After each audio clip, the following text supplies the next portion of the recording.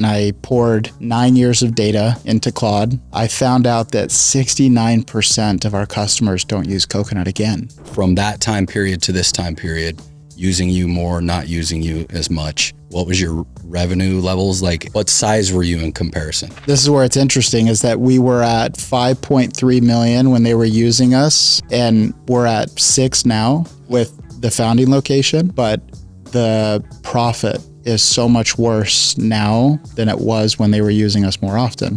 What's your relationship with God, and how is your faith kind of changed your business, or how has it seeped into your business?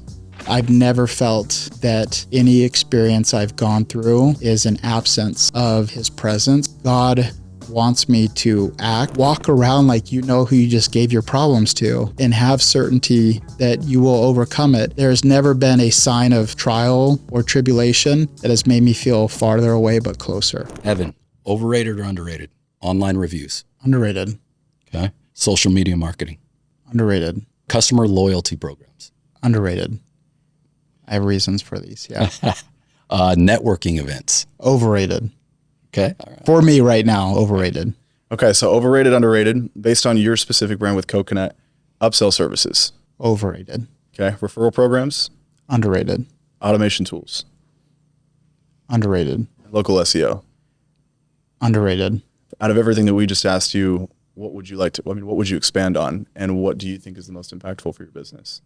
Right now, the key focus is loyalty. And I have a terrible number for Cocunut that illustrates why it's so important right now. Are you talking about customer loyalty? Customer loyalty, yeah. Okay. Yeah, so that, like, in terms of like subscriptions and stuff like that, or just using it again outside of subscription? I would say subscriptions, but also just the process of focusing on getting more from your existing customer base over buying new. So a month ago, I was like, man, like, we have a great marketing budget. We have, in my opinion, I think we have a great service, but I was using Claude, and I poured 9 years of data into Claude, and every customer has a customer ID. I said, how many customer IDs see us multiple times? Because we're in an industry that is known for get in, get out. And then hopefully in a year when they need their cleaning again, they forget how much you upcharge them. And I found out that 69% of our customers don't use Cocunut again. Wow. And it just like crushed me. And if like there's a lot of like little granular stories on why it was so impactful, but from 2017 to 2022, it was the inverse, where 70% of our customers used us again within a 14-month time period. On that real quick, yeah, because I'm curious.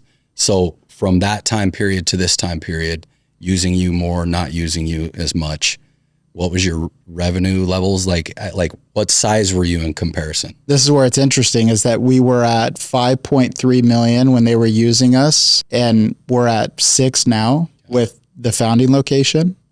But the profit is so much worse now than it was when they were using us more often. Right.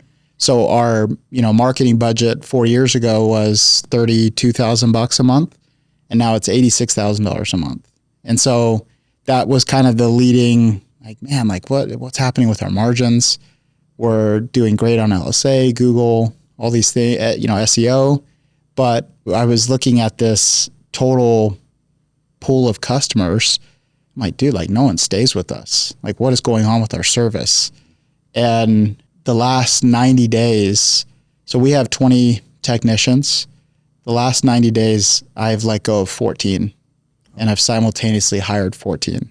I think you posted about this, yes. Right? Yeah, I saw that. And it's been, financially, it's been like the worst few months, because not only are you dealing with the loss of production, but you're also carrying labor that doesn't attribute to revenue because they're in training. It all stemmed back to that, like, it was, so when I said like a month ago, it was really like 90 days ago when I saw that stat where I'm like, dude, we just suck. Like we're sucking right now. And when I look back at 2023 and 4, I went over to help Cameron at Green Mango with his, not even exit, just like his thing was like, hey, I have 115 techs and 100 quit every year. I'm just like, every year I'm just replacing the tech staff. And he's like, if you've done one thing that I really like about Cocunut is between 2017 and 2018, I never had a job posting. I always got internal referrals from the people that worked there. At one point we had 5 sets of brothers. So he's like, dude, just come over and like take a look at what we're doing. And so I had a great team at Cocunut at the time in 2022. And so I said, okay, I'll go help. And what led to this, like there was 14 managers, this number 14, but there was 14 managers at Green Mango.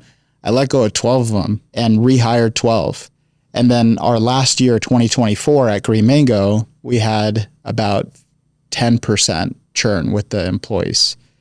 So we were able to put a new emphasis on the techs, pay them better, pay the managers better, give them, more focus on their day to day. But in that time, I just saw this big dump in Cocunut, and I offset the perceived revenue loss with increased marketing budget. So buy more new customers. Right. And right now I'm like, man, I keep going back to Claude. It's like my number, my tool right now.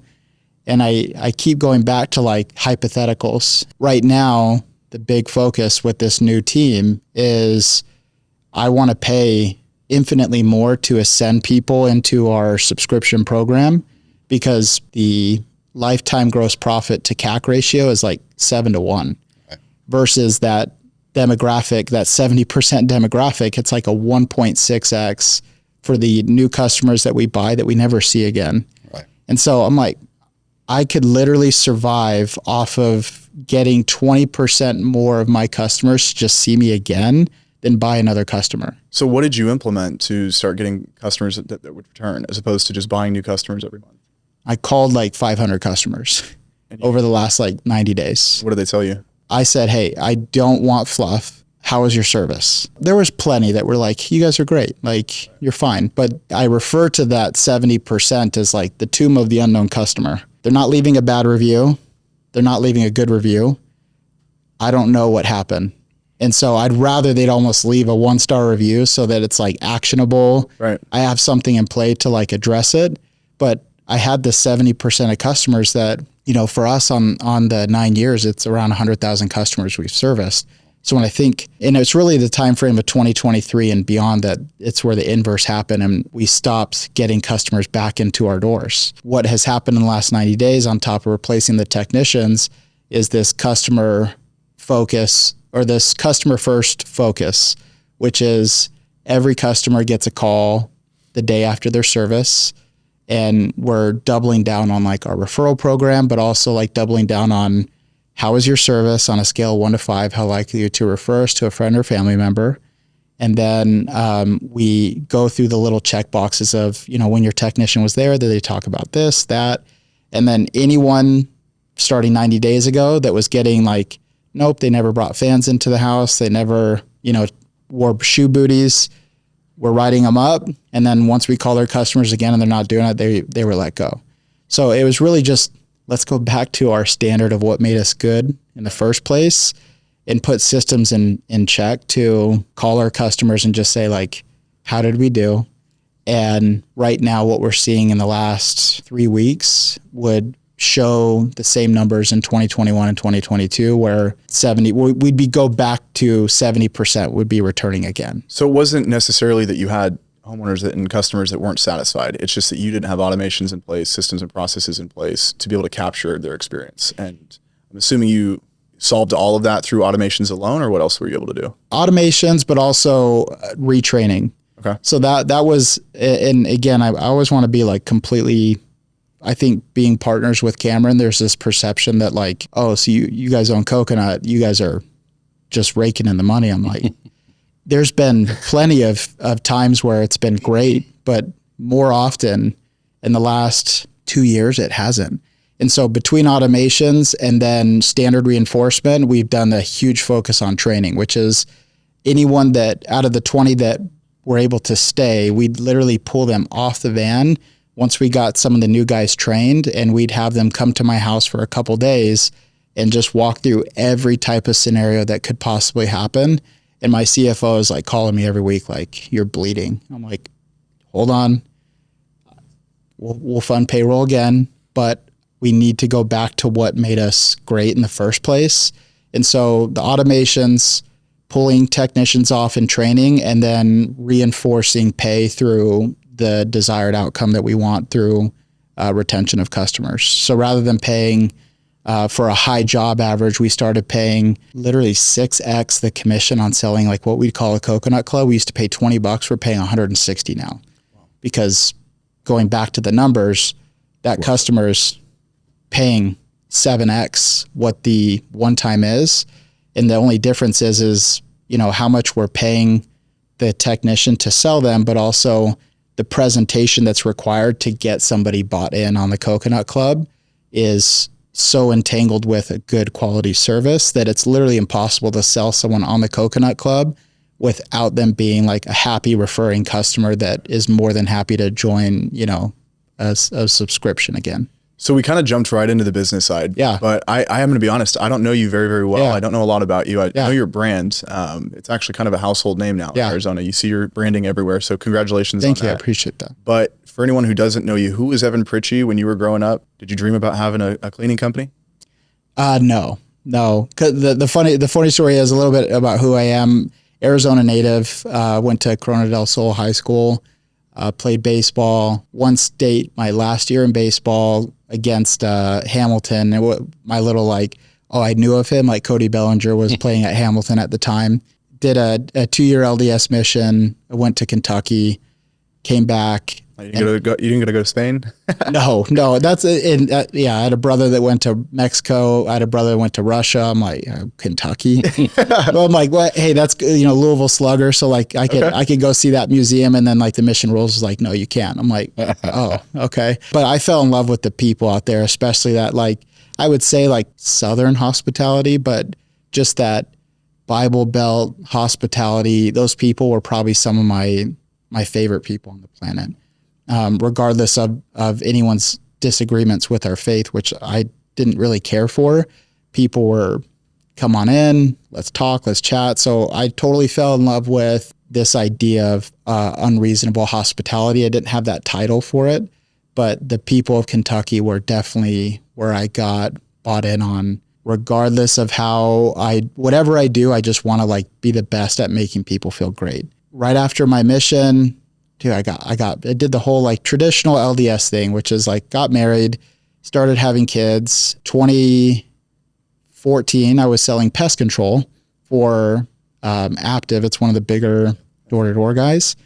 And this like guy that I went to church with called me and said, dude, where do you go every 3 months during the summer? Like you and your family just leave. And I'm like, I sell pest control.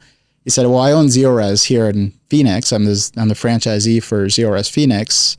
Let's start ZeoRes Tucson together. And that experience was great. But I remember after 12 months, I'm like, I'm never touching a carpet cleaning hose again. I learned a lot from the guy, but he was like, hey, I'm getting out of here. He actually built a sailboat and he left. And I'm like, the new owner came in. I'm like, he's fine, but I didn't care to learn from him. So I went and did medical sales, took what I knew in sales and then was doing the medical sales thing. And then I talked to Cameron one day and he's like, dude, I'm just in over my head with these, I think at the time he started Black Hat Security and Pineapple Pools. And he's like, what are you up to? I'm like, just kind of navigating through life. I'm like, I'm doing decent with medical sales. But how did you guys know each other? I sold for Cameron in his first year of Green Mango. Okay. And then I thought I got headhunted, but it wasn't. It was just like if you have a pulse, they'll take you. So I'm like, hey, Cameron, this big company wants me. I can win a Lamborghini if I sell a bunch of pest control accounts.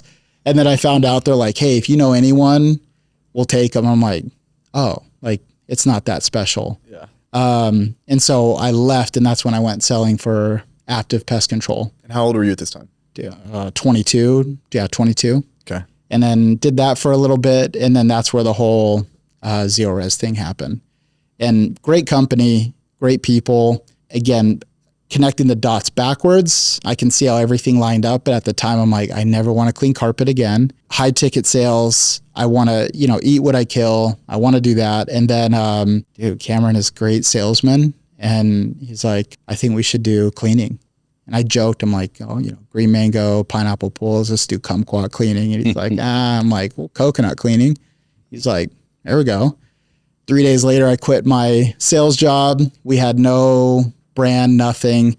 It was just, I wanted to be a part of what they were doing because it was such a iconic, that black mat truck driving around. I'm like, I latched onto them and I'm like, I'm guaranteed going to be successful. Like, called my mom. I'm like, I'm going to be rich. Like, I'm partnering with these guys. Come to find out 2 months into Cocunut, what they are exceptionally talented at is like premium everything. But I remember the day that I went to them, I'm like, so where's our customers? They're like, you got to go find them. I'm like, okay. And so one of the questions about overrated, underrated was, I think the social media. Local SEO. It was social media something. I forget the exact question, but my sister, she was really big on Facebook and, 1 million+ followers for recipes. I called her and I just said, hey, like, can I come clean your place in exchange for a post? And she's like, do you know how much people pay me? I'm like, I'm your brother. Like, come on, help me out. So 2-3 months into Cocunut, we're not doing too hot. And I knew what I wanted our difference to be was to bring subscriptions to the carpet cleaning space. I didn't know how we were going to do it, but I wanted to do it. And then I went and cleaned my sister's house. She put me to work. I saw her pull out her camera a few times and then like nothing. And I'm like, this is awkward. I'm going to get my mom involved. I'm going to tell on my sister, typical little brother thing. She's not posting about Yeah, she's not posting about me.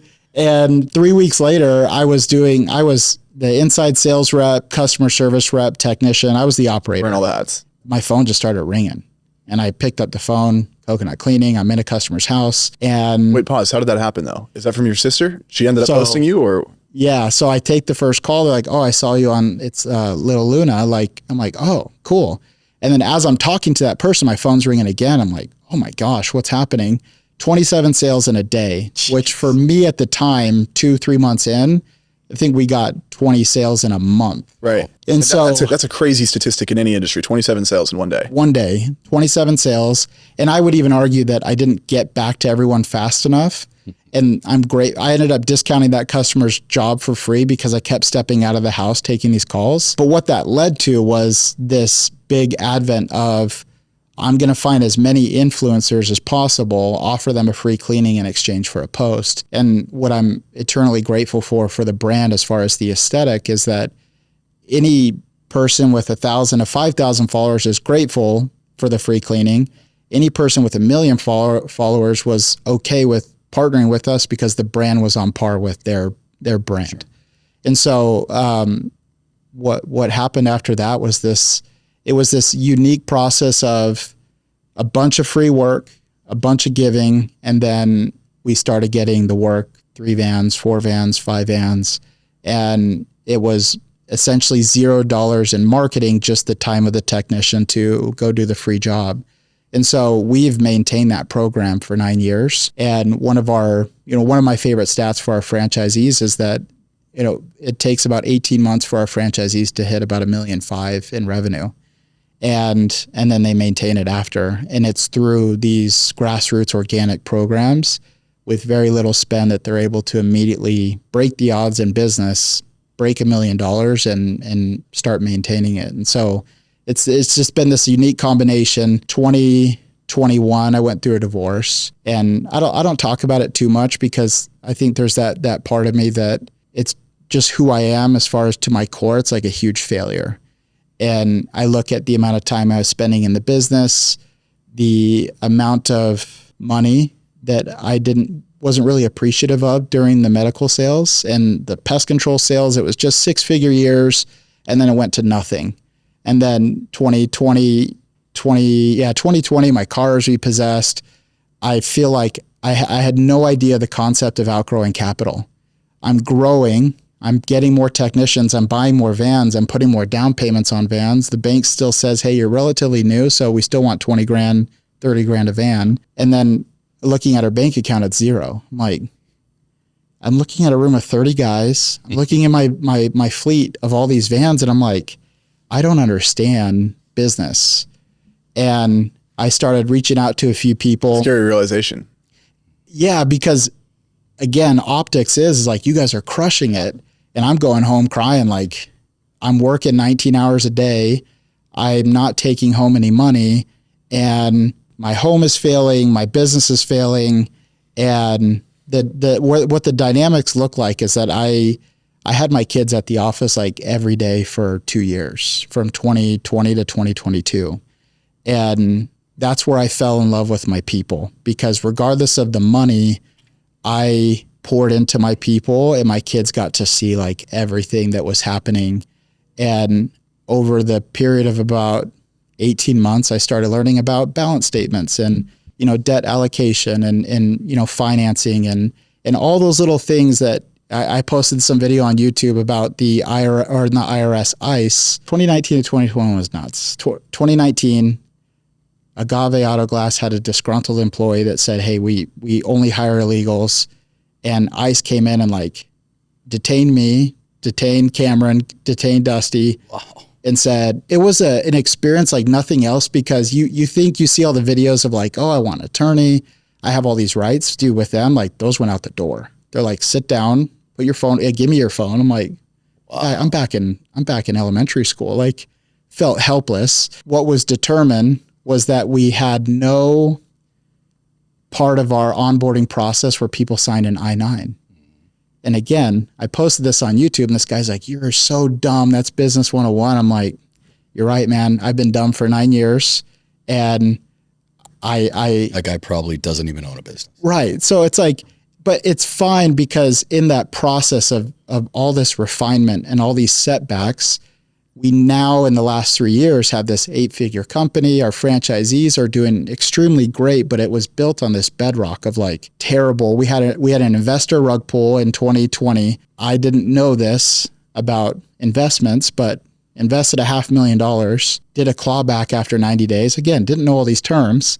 So he said, hey, I'm going to take my investment back. My business partner at the time already spent it on a Diamondbacks deal, every penny. So that invested capital for that equity became a loan. And then on page 67 of that investment, they had the interest rate of the loan. And I'm like, how many years? It's going to take me 15 years to pay this off. Like, so all these little things, right? And I look back at those little times, and I'm grateful now that we have franchising, because I can tell these guys that, hey, look, you're buying an accelerated program that gives you the highest probability of succeeding in a world where statistically you are more likely to fail. And that's what I think. I don't know if it's the combination of social media or whatever it is, or this optic of like making it look like you have it all. But it was 7 years of getting wrecked to ultimately have a shot at looking like we have it all. And we do decently, but it still was built on this backdrop of possible bankruptcy on my end. Cameron's, was fine because he had Green Mango, and as far as what I was invested in and my portion of the debt and all that, it was this like, I'm going to go bankrupt. And on top of that, I just got divorced. I was going to ask you about that. Yeah. I didn't mean to interrupt you. Oh, yeah, good. Your divorce, you're seemingly crushing it. Yeah. And your home life is, in your words, you said failing. What do you think? I mean, since then you've learned from that. What do you think contributed to that? And what's something that, if you're talking to somebody else that's potentially in the same position as you, trying to run a business and do that impossible juggling act, what would your advice be? I would say there's this term that I've heard that you never let a problem to be solved become more important than a person to be loved. And I think what I thought at the time was, I'm drowning, so I need to stay at work and I need to keep working on the problem. Because it wasn't like, oh, I'm making millions, I want to make more. It was like, I don't know what's going to happen tomorrow, so I'm going to wake up at 4, I'm going to go in, and then I will be here till 8 or 9 o'clock at night. And then when I look back at, the original, in my, opinion, because I would say like I'm anti-divorce, and that might sound counterintuitive to someone who's been divorced. Right. But like when you look at the original promises you make, it's like through thick and thin. And when I think of like who I am and what I'm about with my brand, there's always these lonely hours where it's like, if I tell my kids how you do one thing's how you do everything, and we do hard things and we don't quit, I'm not looking forward to that day where like, well, why'd you guys quit your marriage, right? Yeah. And so what I would say is like a summed up is, I think it would be more important when you have someone who you are marrying is in alignment with who you are now, but also who you're trying to become. And there is no such thing as this like irrational like facade that we create, which is like, I don't have time for home because I have to do this and I have to build this. And I just think it's not true, especially now because I have 6 kids. I'm remarried. Congratulations. And thank you. I appreciate it. I do it all in terms of I would never say balance. I'd say integration. But I have learned that like everything I thought was so important to keep maintaining, like it will always be there tomorrow. And I can address it tomorrow. I can go home at 5. I can put my phone away. And there has never been anything that I have addressed in the last 3 years with this marriage and with my kids. I have 6 kids, two twins, as of 3 months ago. There has been nothing that has come up that has been so important and so urgent that I have to drop everything and go in. Like systemizing my life has allowed me to integrate time with my wife, time with my kids, and then more importantly, giving up profit points for labor that relieves me of some responsibilities so that I have a reasonable day has been one of the greatest investments I've ever made. Because not only do I bring more people into the organization and give them an opportunity to make something special, I have let go of this idea that like I am the guy that has to like run all this. And I have like at our manager table between National and Phoenix, like there's 13 people at that table. And those guys are scalpels in their own respective responsibilities. And I'm so much happier coming into work with other people who can make 100, 200, 300 grand. And maybe I make half as much as what I could if I just took on everything, but I am 10 times more effective when I show up and I can delegate and have people account for their responsibilities and departments over this idea that, you know, I have to be the guy that solves everything. And I think that when you are that guy that has to solve everything, you solve nothing. And it showed for me in 2020, 2021, when it led to my divorce. And I'm like, my business is failing. My marriage failed. I don't have, it was like this constant feeling of being on, I'm snowboarding. I can look forward to where I'm going and enjoy the ride, but I look behind me and there's this avalanche and I can't stop. Because if I stop now to process my divorce and process everything, my business will fail. And if I go all in on my business, I'm never really going to heal and be open and ready for another person because I do want to be with somebody. That was my follow-up question. Yeah. What did you do? Because in the story, I mean, obviously things progress and it gets better, but obviously there's a lot of dark moments in that. And I'm curious, like what clicked for you outside of just what you'd said, don't let a problem become bigger than loving someone. Yeah. You had to learn that the hard way. Yeah. What clicked for you? I don't know if there was a single moment over, it was just this idea of like, I know what I want. I understand business better. It sounds not as sensitive when you say I gamified everything. Mm-hmm. But when I looked at work as like this idea of, well, if I want to make X and I own half this company, I need to hit this revenue at this margin to do that. And it just became about like, plugging people in. And then in my personal life, what it was like going home to an empty house when you had, a spouse and 4 kids. Like I've told people I'm close to, there's nothing like it. It's anything but quiet.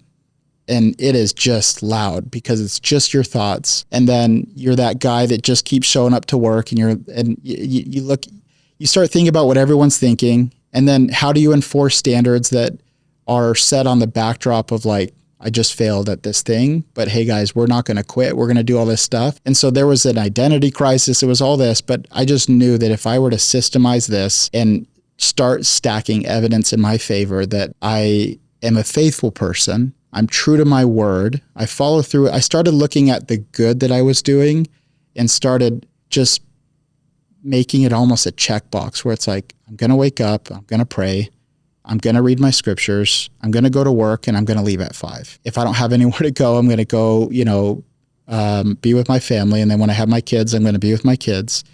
And I just started like following through on everything that I said I was going to do. And then I looked back after 2 years of doing that and doing therapy and little things like that to understand like what exactly I was going through. And I think what helped me get through it the most was the people at Cocunut that knew who I was, and they stood by me every step of the way. In fact, my first 4 franchisees were people that were there through it all, and they saw everything. They saw my kids at the office every day, and they said, we know who you are, and we want to be with you as long as you're doing, this thing. And we want to, at first they wanted equity, but then it turned into franchising. But it was just this like paper in my notes in my phone and just checking the boxes. And it was hard. It was difficult, but rather than like sit and be sad and depressed, I was like, I'm just going to show up. I'm going to work this much. And then I'm going to go be home, and I'm going to stay home, and I'm going to be present. And then after a few years of doing that, I'm like, I know who I am. I follow through with my word. And that built more confidence to, find someone to marry and do all that. But it just was this aggressive process of rediscovering who I am, and then not having fluff to it, but actually like the validation that I follow through on it.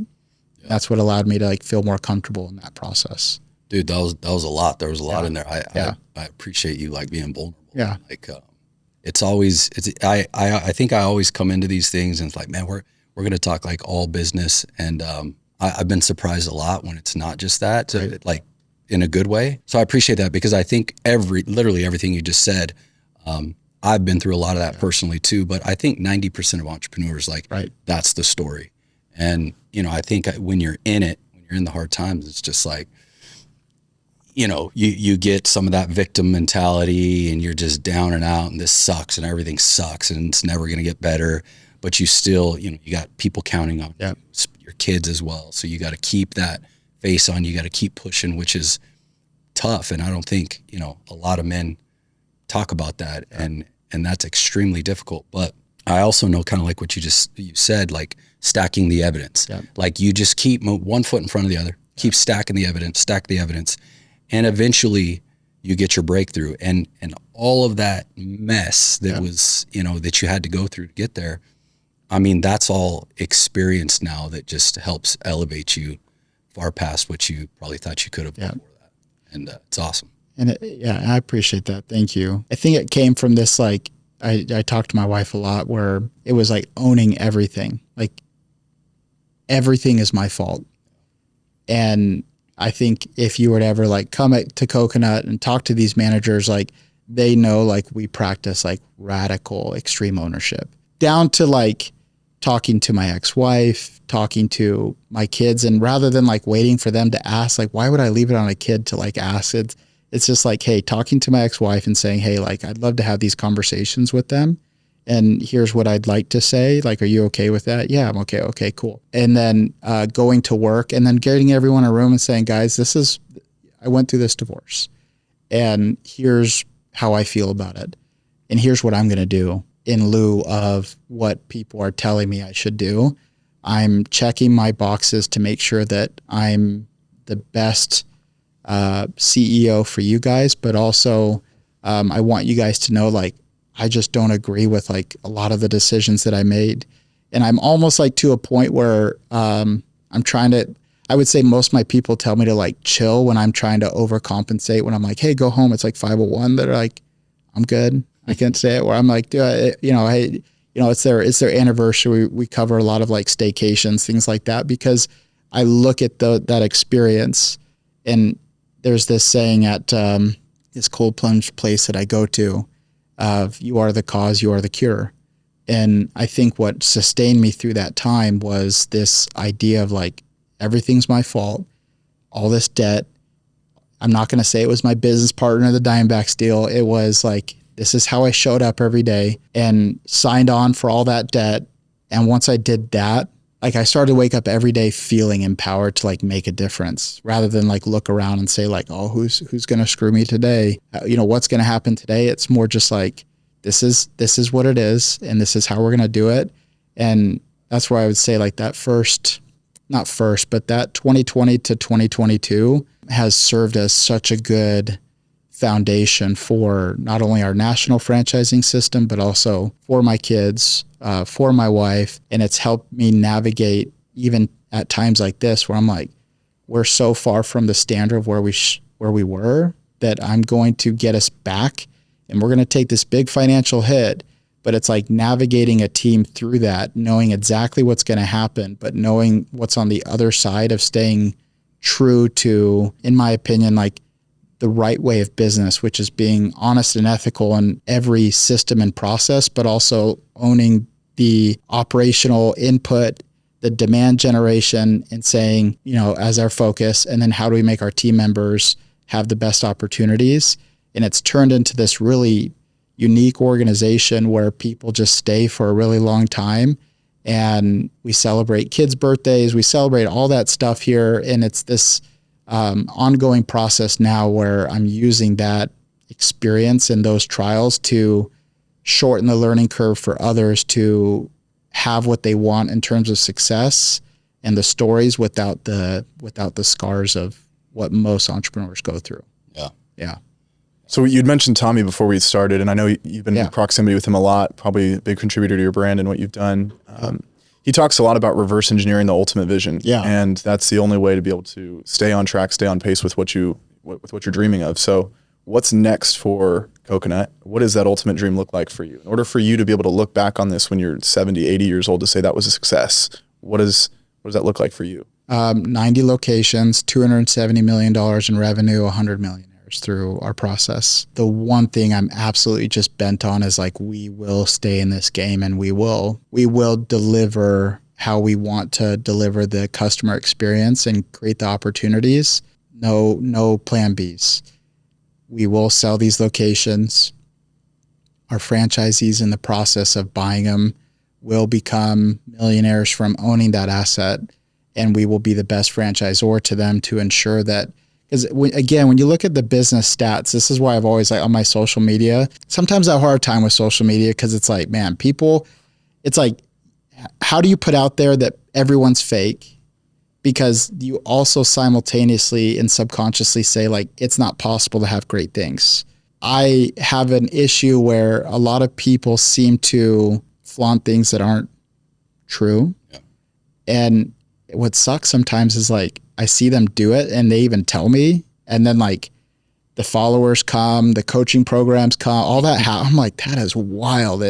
So what I've tried to do on social that has probably led to just 50 plus amazing connections is just like, here's what's going on. Here's what's totally okay about this process of whether it's loss of profit, loss of revenue, whatever it is here's what we're doing about it. I would say probably 10 to 15 DMs a week of just like, hey, thank you for sharing that. I'm scared to talk about it because I feel like everyone else is successful but me. I'm like, dude, I was there for 7 out of 9 years where I just thought everyone else had it. And what was even harder was, like, Cameron had this big, 9-figure exit, and I assisted in some minor portion with it. And so any association with them, it was just like, oh man, like you guys have it made. I'm like, dude, I'm paying payroll this week. Like I don't have it made. And so I've always just tried to, like, been real, be real, and also wish the best simultaneous for everyone. So if I see someone flaunting the car and the boat, it's like, I'm not going to put that down. I'm going to, like, celebrate it for what it is, but I'm going to keep everything in its proper, in its box where it's like, hey, that could be that. But if I want that one day, like, why would I ever say, like, oh, that he probably doesn't really own that? I think you just described one of the biggest dilemmas as a young entrepreneur, because you've got all these guys faking it till they make it. And they don't really have this real foundation, but it looks like this successful thing. And even me as a young entrepreneur, it's been hard because I've got this guy in my corner who's, one of the realest, one of the hardest on me. And, it's always been like, do things the right way. It's a lot of what you're talking about, the accountability, looking yourself in the mirror, even the actionable checklists. I love that you said that, because everything about you since you've sat down has been like accountability, and it's what I can control. And I think, and I'm curious about how you've kind of balanced that, this, how do I put this perception out there of success, but how do I also stay real and make sure people truly know who I am? Because truly the foundation is completely different 3, 4, 5, 6 years down the road based on that experience and that accountability that you have. I think I want to touch on that too, because I'm the same as you. Like, I struggle a lot with social media because I do, and I have done the flashy stuff and all that because it worked for a while. And then you see people doing it that don't really have it and are faking They put it. themselves in bad positions. And they're screwing people over. And I'm just like, I don't want any part of that. It's hard because that still works. I mean, even down to this. So when I started building this studio with my partner, Steve and Christian, we exited our company end of 2023, beginning of 2024. And it wasn't good. It was absolutely, it was the worst thing ever. And we're Cloud9. This is going to be the best thing ever, dude. We're going to crush it. Exit for $500 million in a couple of years. And it just within a year, they just ran us to the ground. We had no more control anymore. And, but my point is like, the studio looks cool. We're taking pictures in here and we're doing podcasts still and still doing that. I'm still pushing, still trying to, we got to do our thing. And everyone just thinks everything's so great. And I'm like, it's very hard to, but then I also came to this realization, like who freaking cares, dude? Like I got to do me and I'm going to be me. Some people are going to like me. Some people aren't going to like me. Like in the end, who freaking cares, dude? And, but that's tough. And, I could say that as a 45-year-old man, doing that as a 26-year-old is probably exponentially harder, but that's kind of my perspective.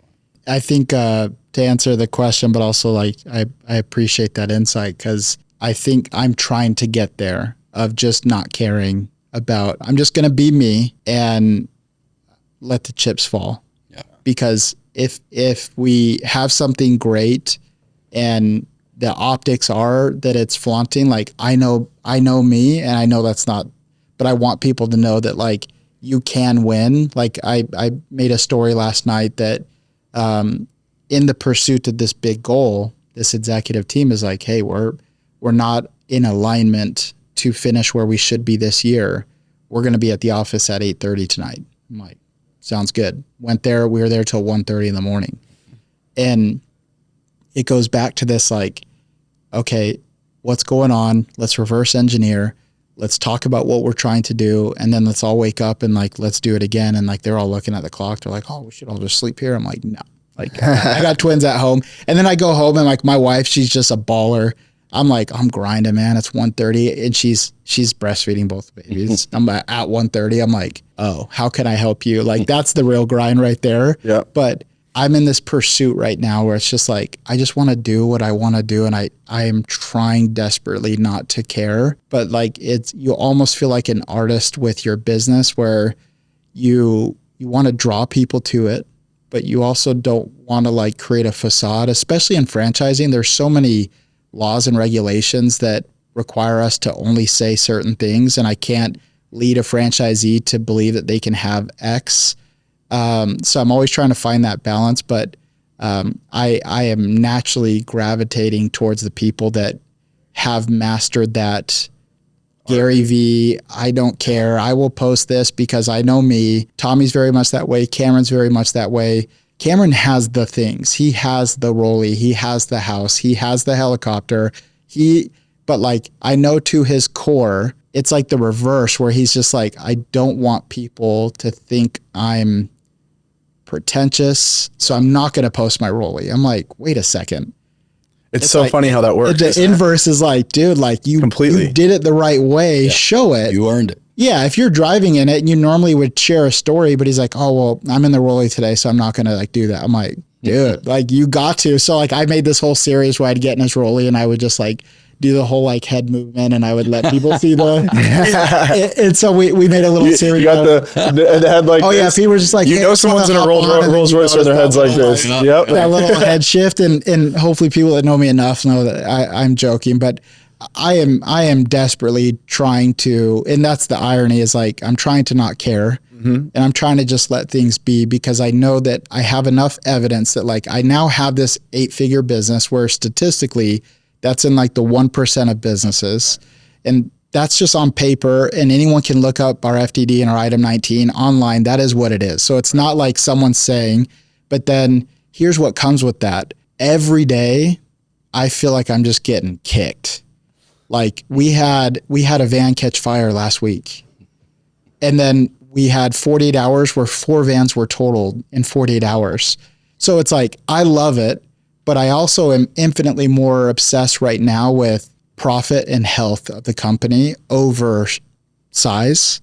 And in franchising, size is correlated to health as a franchisor, but I do not care about a revenue mark on the founding location as much as I do about net profit and the culture and the health of the company. Because when it comes time to an exit, I've had a few opportunities to see what that looks like, and the amount of there's add backs and then there's these clawbacks, and like, we're going to take this and so it's like, I just want a good, healthy company that is systemized in a way that has predictable growth and people are happy to work here.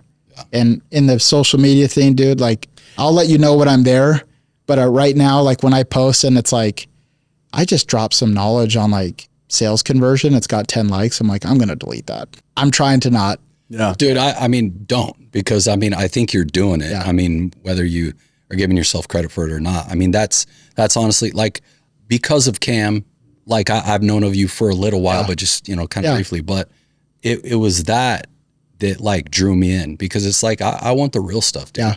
Yeah. We've both been through some very real heartbreaks in business and some great successes. And, I love talking about both of them, but I think the getting kicked in the teeth is what 99% of the entrepreneurs are going to relate to. And they're going to be like, dude, there's somebody else out there that's going through what I'm going through.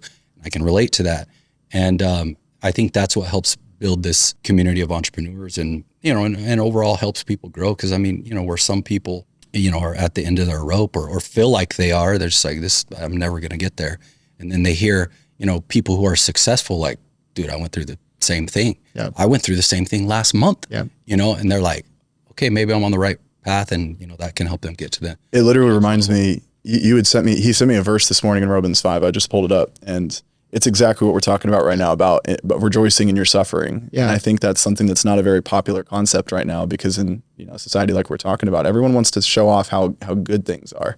And obviously there's a ticking time clock to that, because I mean, you see it in everything. I mean, between your undeniable actions that you're putting in on yourself, like, you have to realize that you're never going to build something real if you don't have that experience of going backwards first. And I think so many people are scared of what they're going to look like.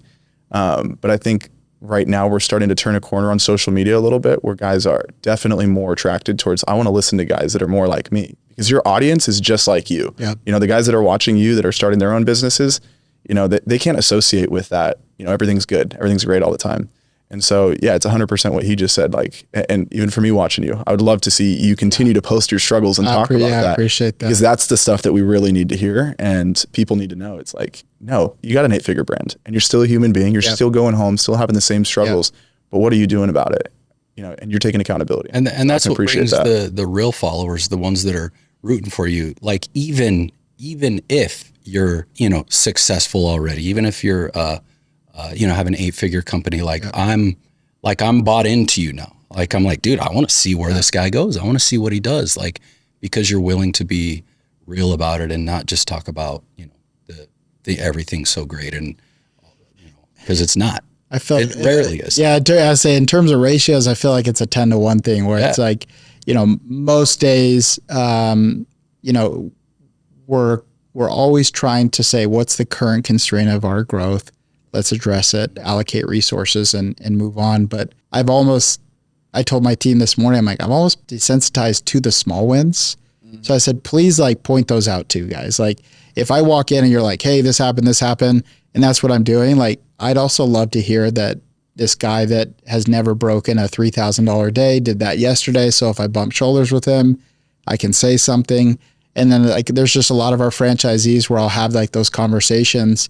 I'm like, dude, like, Caleb, I heard this happen. And he's like, I didn't want to bug you with it because I know you've done 10x worse. And I'm like, there is no comparison here. Like, it's all the same relative to our experiences. And so if I've had these experiences and you're now having these, like, dude, I want to hear about it too. I want to hear about the wins and the losses. And I think the more that we start, I think what we do with the losses has been making all the difference at Cocunut. And with our team here, it's like they're almost incentivized to point out, like, when things are not going well, and the rate at which we're pivoting and allocating resources and making adjustments has been phenomenal. And then especially in this, like, I know automations has always existed, but this AI stuff, I don't know if it's scary to me, but it's alarming to me how fast everything is moving. I always tell them, you can tell how I'm doing by if you look at my car. If it's clean, I'm generally like checking my boxes every day. Yep. And if my car is not clean, like there's something about my life that's out of whack. And this AI stuff has, on the excitement side, it's like, I'm so excited to integrate, help people increase production. But then there's this also this other side of it where it's like our leads are down, or Google Ads is down. And then it's like, oh, well, Google search is down 46% because people are going to AI. So I'm like, oh crap, like how do we offset that? And then sometimes I find myself in this position of the only way to offset some of the impact from AI is to implement it.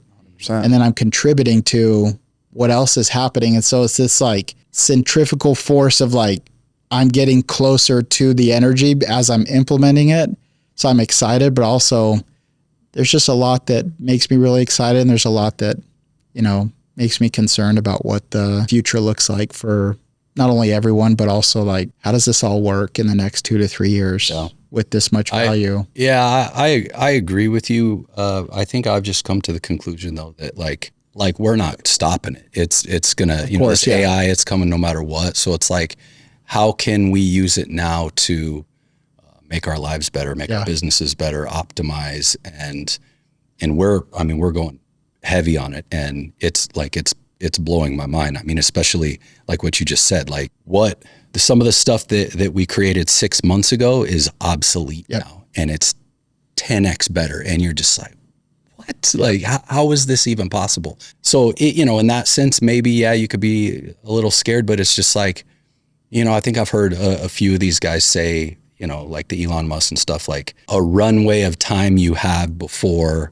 that 2-year, whatever it is. And then, and basically there's going to be, what do they call it? Like we're basic universal high income. Yeah. That or whatever, because I mean, how do you, if you've seen where you've gone in 6 month time period, like what's 2 years from now? Like it's going to be insane. The stuff we've built in just the last like month is like on the SaaS side or on the on the SaaS side. Okay. Yeah, like it's wild. It's got you like looking at your previous businesses like, oh my gosh, I spent a year trying to get this like one form to communicate this way, and now it's 5 minutes like that. 3 years incredible. Making a customer facing app. Okay, went on the back burner. Oh my gosh, 6 figures. And the same guy is like, hey, if you want to bring that project back up, I could probably finish it in a week for like $1,500. Where I'm like, dude, I didn't pull the trigger last year because you were like 60 grand in 4 months. He's like, dude, everything's changed. We flew him out. He showed us like, actually, if you want to just finish it yourself, here's Claude Code. And like, right. Are you kidding me? But have you had to go through a point yet where, like right now, our focus is increasing production. We're at about, as it pertains to revenue and the volume of people, we're at about like 2.7x production per employee. At our worst, we've been at 2, and at our best, we've been around 3.4, 3.5, and that's a metric that I've liked to use over the last few years.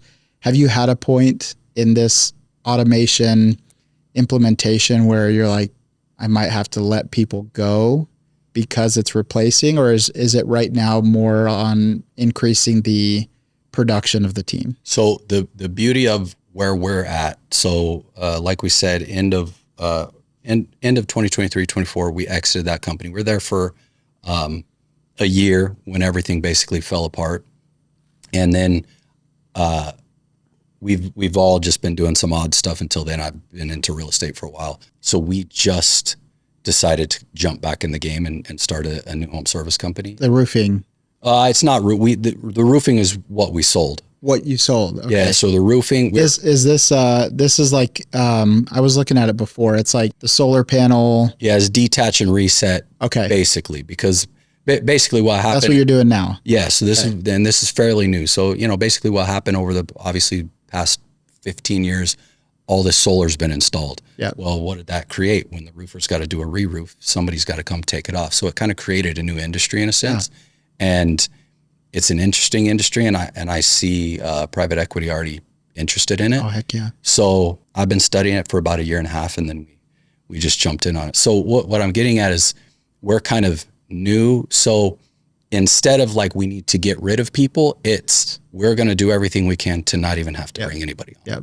And that is my ultimate goal. Like, what I want to build everything so that, other than install, obviously, to not have to bring everybody on. And we're, and I think when you build pretty close. When you build a platform like that too, with the intention of building something so simple, when we are ready to start growing and bringing people in, like the systems are going to be so, and I think that's the best part about AI, is not replacing people, but creating a system where you don't need as many people, you don't need as high of an overhead. And when you plug people in, like there's that immediate like success rate, because you're not building as you go. Like we're building something around understanding, okay, what do people struggle with? I mean, data entry is something that we shouldn't be paying people hourly for. We should be paying people salary for that stuff. So now we can focus on bringing in exceptional people, high level people, and not wasting overhead on, essentially data entry. Isn't it wild though how important data integrity and entry is for AI to work? Yeah.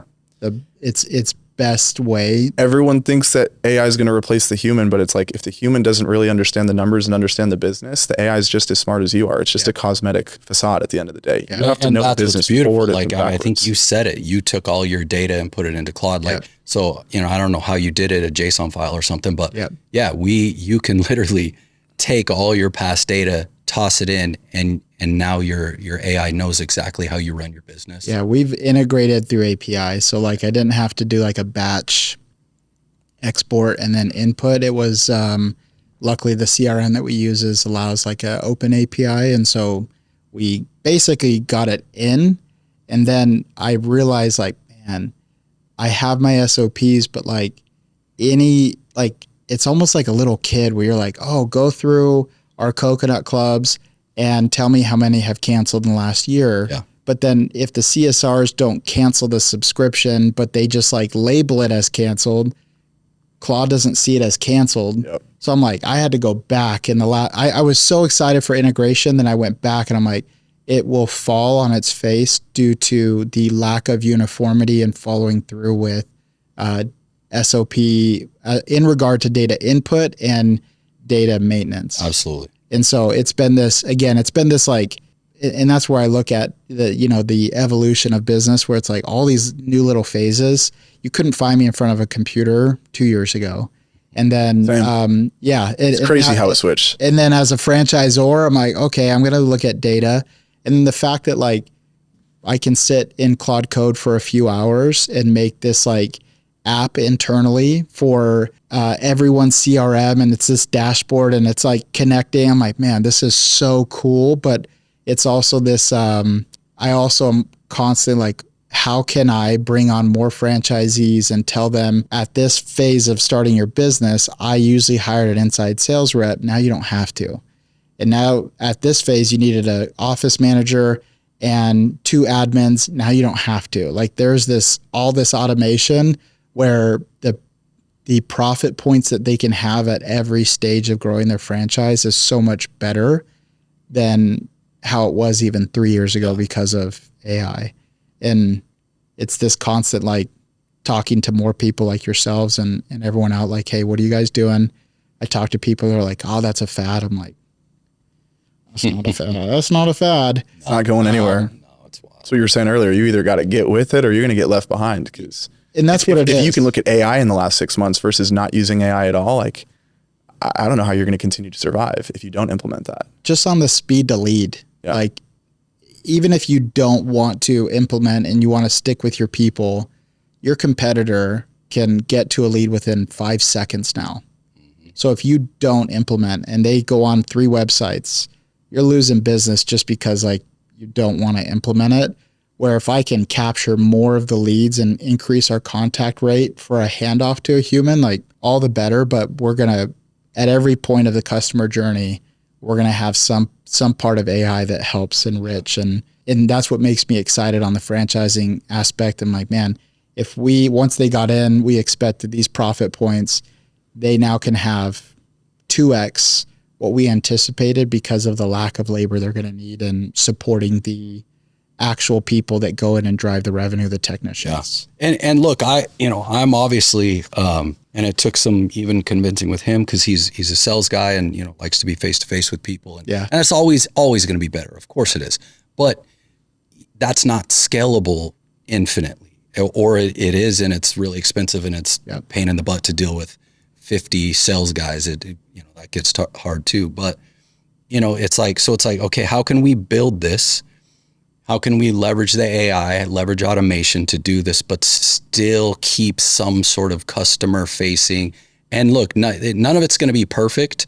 And I don't necessarily expect it to be, but I still think there's ways, like, we get a customer intake form, like, boom, they're automatically can get sent a video of this guy, like talking to them, like on their phone, just like, hey, nice to meet you. This is who we are. This is how we can help you out. And this is why you should choose us, blah, blah, blah, whatever. Yep. And, is it face-to-face? No, but it's still, you're getting to know us at least a little bit. And the way everything's headed. And I think consumers are starting to get trained more and more and more that they don't want to be face-to-face. They want to do something online. It's easier. It's quicker. They're cutting out the salesperson. But I think, if you're going against 3 other guys that are all doing the same thing, where it's, an automation, when you click on a link or you click on a quote, having that human element, putting a human face in there, like, you still have to have that. And that's ultimately going to be what pushes you to the next level.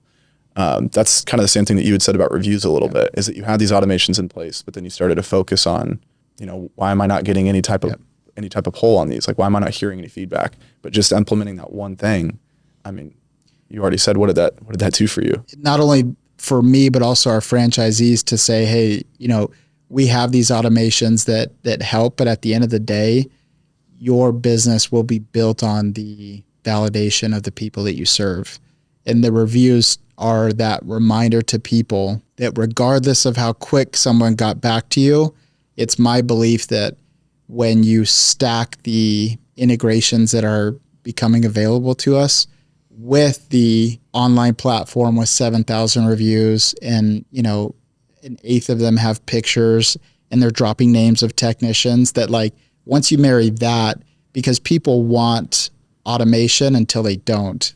And when they want to talk to someone, they want to talk to someone. And if you get that fancy sounding AI person that's like, oh yeah, totally hear you. And they're like, are you real?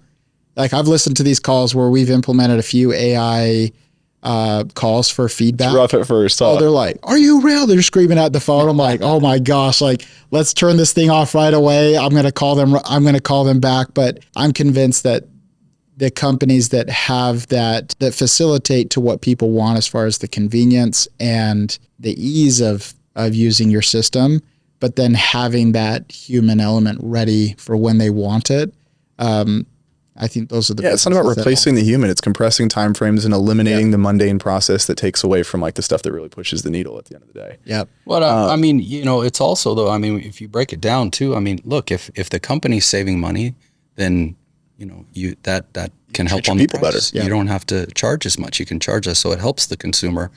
Potentially, obviously, that's dependent on the company, but those are all real things. And I don't want to be do I want people to have jobs? Of course I do, but this is coming no matter what. So it's not that hard to learn. Like, I'm 45, I'm old. I'm not, like, technologically advanced, but I just dug in for a little bit and figured some stuff out, and it's not hard to learn. Yep. Yeah. You had said something earlier. I know we got down this AI rabbit hole. Yeah. You were mentioning something earlier. It kind of reminds me of the book Good to Great. You were talking about kind of level 5 leadership. How did you create that type of accountability within your leadership team? Because a lot of times people, they're like, oh, I recruit a certain type of way, and humans are humans, man. Like, people are going to sit at an interview table, they're going to lie. So you have to obviously create a culture that continues to hold that standard month over month over month, because, people usually, they're going to be great for 60, 90 days, and then you start to see who they really are. How do you keep up with that? How do you measure that? I think first, any decent leader would agree, it's got to start with me. So how well do I do with feedback? How well do I do with listening? And I showed everyone this is what accountability looks like.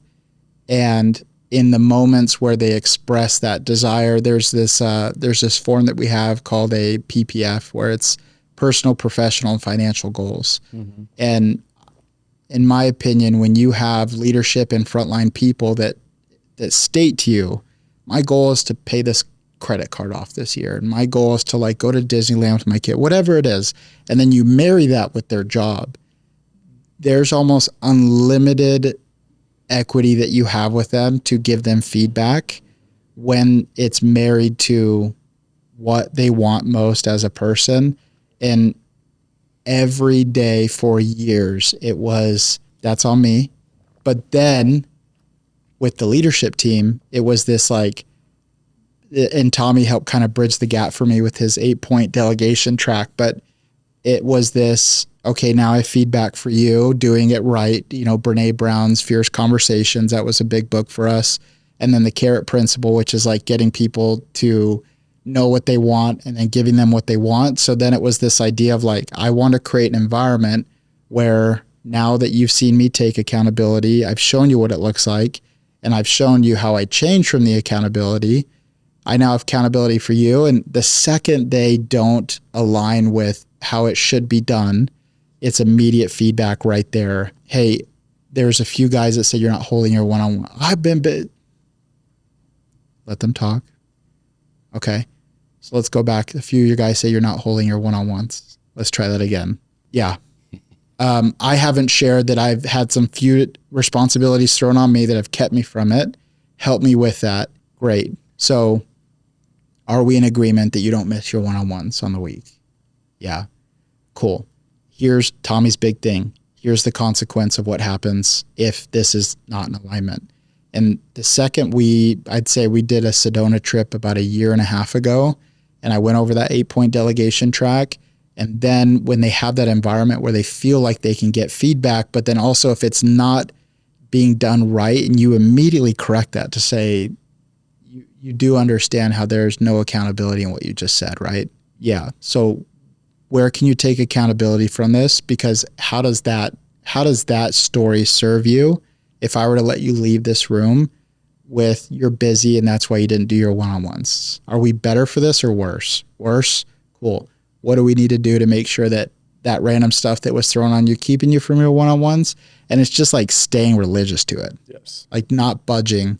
And then I've just always had this like belief that people always show up 20% from what you do. And so it's this idea of like, I'm not going to miss when I am at work and I have that opportunity to have a connection with somebody. I'm not going to miss with my leadership team. I'm not going to miss with feedback. I spent way too long being everyone's friend, and I was a friend to no one because I was everyone's friend. And now it's just like, I serve you by positioning our company to be the healthiest possible. And then we all get to stay in the game a little bit longer. So as it pertains to this thing that's going on in our operational system, your department is contributing to it in the negative via this way. How are you going to fix it? Here's your, date of responsibility for coming back with the solution. Tommy's little delegation track has been huge for me. And then staying religious to it and not budging, even when I don't want to like sit and give feedback to someone. I'm going to go a little off topic here. What's your relationship with God, and how is your faith kind of changed your business, or how has it seeped into your business? For me, my relationship with God is everything. I attribute it back to my dad. My dad is just the best as it pertains to, he learned who Christ was at a time in his life where nothing, no part of God's hand was shown in his life. And he found Christ through diligent studying, prayer, scripture study. And I am active in the Church of Jesus Christ of Latter-day Saints. But my dad raised me he wanted me to know Christ for myself. And so to me, my understanding of who Christ is, independent of religion, serves as the greatest North Star for what my potential is, but also where my strength can be found. When it is rooted in secular, David Goggins, all that, it's all temporary. When it's rooted in Christ, it is sustaining and it is permanent. And my faith in him is almost sure knowledge that when I am adhering to being more Christ-like, to loving my neighbor, to not judging, to being the best husband, being honest, having integrity, that my life is always supported and compounded at the highest level in every aspect.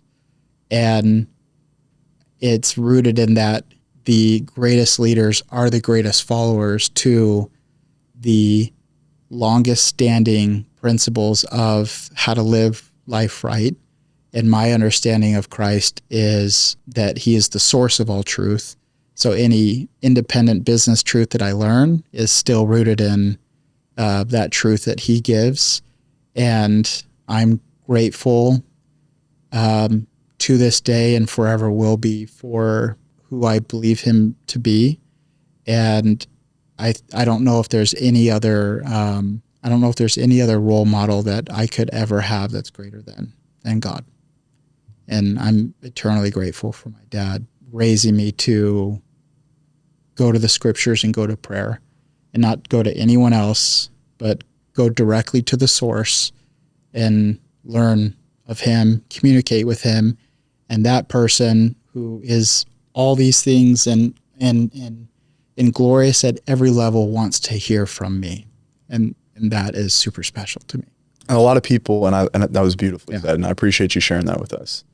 And a lot of people are going to look at that and say, well, if your faith is so great and he's always there for you, then why did you go through these dark times? Why did you go through the failures? That's exactly why. I would say that no one, if Christ descended below all things, like who am I not to go through a little struggle? And the same thought is because he is the Son of God and he chose to descend below everything, to be persecuted, to not be the popular guy, to come and to show us the way, and to ultimately have the result that he did, which was being nailed on the cross, suffering in the Garden of Gethsemane for us, bleeding from every pore from his body, having some of his 12, or one of his 12, betray him. Why should I not experience a little bit when he has said, not only have I descended below all of it, I've overcome all of it. And this is how you get through it. And I've never felt that any experience I've gone through is an absence of his presence, but it's a call for me to get closer to him and to lean on him more. And I've always thought of the children of Israel when they were fleeing Egypt. It says the soles of their feet were wet prior to the sea parting. And that's always been important to me because faith is a principle of action and of power. That imagine walking into that ocean and it's not parting yet, but like, I'll just chill here and then I'll wait. But that little line tells me that God wants me to act. And when I pray and when I'm done praying and I get off my knees, that like walk around like you know who you just gave your problems to and have certainty that you will overcome it. And there is no business success or anything like that I'm going to look at as the measure of any promises fulfilled for me. But ultimately, what's the longest promise fulfilled, which is to live with God again because of Christ. And so there's never been a sign of trial or tribulation that has made me feel farther away but closer. I agree with everything you just said there. Kind of the way, so I have 9 kids, blended family. Let's go. And the kind of what's helped me like recently, honestly, is, because we all got struggles and things we go through, but it's the same thing. It's like God is our father. Well, I'm the father of my kids, and do we like seeing our kids going through hard things or tough? Of course we don't.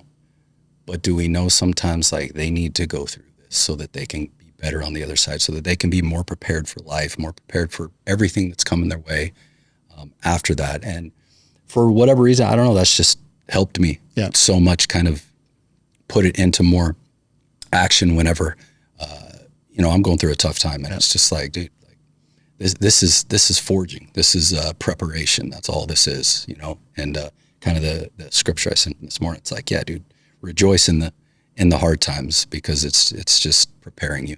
So yeah, and it's also a beautiful thought to think the certainty in his safety, even though in his mind or in a child's mind, that's like, this is the end of my life. Like, you know, the chores or the bully at school or whatever it is they might be struggling with emotionally, mentally, physically. And even though you're observing that and it's hard to watch, like, you're certain in their safety in the moment. And if they internalize it right and what they do with it, you know, they're going to be better for it. And it's a neat thought to think that there's that same observation of where I'm at. And I find a lot of peace in it, regardless of the instability I might feel from scaling, which is like, I don't know how, like Tommy, I'm just like, I don't know how you guys do it, because like every new $1 million I add is like 20 more people that I feel like, and it just feels more chaotic. Yeah. And when I think of this thought of like, if I'm trying to do this right, I'm trying to take care of my family and trying to take care of the right people, I find peace knowing that there is this observer that if I stay true, I have this like kind of incubator of like, I'm being tested, and on the other side of this, if I stay true to it, I'll learn and I'll be better for it. Yeah. And it's very peaceful to think, especially when you think of like how amazing and glorious he is, that he's watching me. And so I don't want to let him down, especially when there's no one in the room. I want to make sure that he knows that I'm very aware that he's observing. Yeah. And I want to show that with what blessings I have been given, that, you know, what talents I have been given, that I will multiply and I will help others with that. Right on, dude. Well, man, this thing, it always surprises me where this goes a different direction than we planned. It's crazy. Yeah. But hey, man, I let things go how they go. So I appreciate it. And I appreciate you coming out and just being vulnerable and telling some real stuff, because that's really all I want to hear. I don't got time for the BS anymore. I appreciate you guys having me out. But it not only has been awesome, but getting on your guys' page and, seeing who you've had on and seeing what you guys are doing, like choosing to take time and doing things like this when you have what you're building, like that's always special to me. And I'm grateful that you guys have me on. I appreciate it. Yeah. Thanks, brother. Appreciate it. Thank you.